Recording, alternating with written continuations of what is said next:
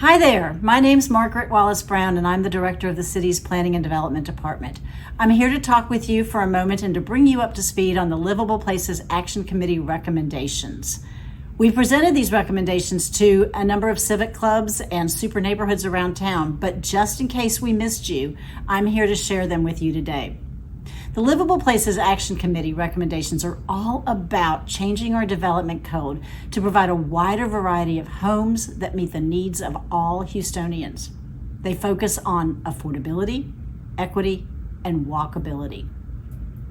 The Livable Places recommendations include incentives to help builders build homes that are more aligned with the existing development patterns in your neighborhoods.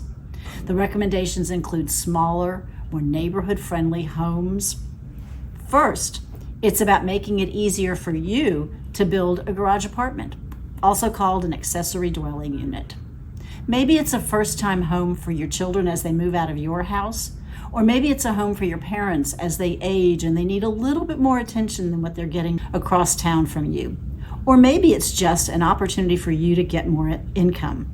Whatever the reason, garage apartments are a little hard to build these days, and so what we'd like to do is change the development rules to allow them to be more easily built by you and your neighbors. But before we go any further, I want to be really clear. If your civic club has deed restrictions that prohibit the use of garage apartments, there is nothing the planning department can do to let you build one. So always check your deed restrictions first. Those take precedent over everything else. The second change we're making is to make it easier for people to build smaller apartments that are like threeplexes, triplexes, duplexes, those types of things in and around neighborhoods. This type of housing used to be really prevalent in Houston in maybe up to the 40s and the 50s, and if you went to college in Houston, you probably lived in one. But lately, our rules have made it so hard to build that we haven't permitted any in a long time. And these provide an affordable, neighborhood-oriented way for Houstonians to have smaller homes that they can rent. So what we'd like to do is change the rules that allow fourplexes up to 4 units in neighborhoods and a little bit larger, 5 through 8 units, on the major public streets around your neighborhoods. That way we can bring more homes to Houstonians and still have development that fits your neighborhood's development style. The third change in the Livable Places recommendations is about something we're calling Courtyard Development. We're creating a whole new style of development in Houston that allows for Houstonians to buy smaller houses on smaller lots. As long as the home is surrounded by a courtyard or a green space that's an adequate size, there is no minimum size lot that you'll be able to buy now. This brings more affordable to a lot of people. And it also creates a development style that is neighborhood friendly. Again, there's a height limit so that they can't be too tall.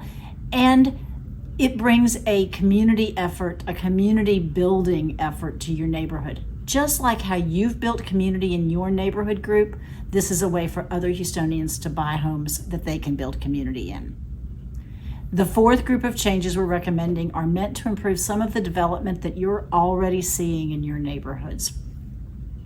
You know what I'm talking about. It's when a lot is sold and 3 or 4 homes are put in place of where one used to be. Now, don't get me wrong. I support infill development. I think we need infill development, and there's no doubt we need more homes for Houstonians. But what we want to do with these changes is make that infill development, those new homes, support your neighborhood and be more respectful of the street on which they're built. These changes encourage the use of rear and side driveways, which will leave the front of the lot more accessible and more sidewalk oriented, and it's usable by everybody, not just the property owner that bought that house. We're requiring that those townhomes that are called 3-packs, where there's 3 along a driveway, those 3-packs would have doors and windows that actually face the street. And so they become more friendly. It's easier for you to get to know who your neighbors are in that instance. And finally, we're going to encourage rear or side driveways and limit the width and the number of driveways that front-loading townhomes can have. I know you've seen this. A whole block that ends up being nothing but driveways. Driveway after driveway after driveway.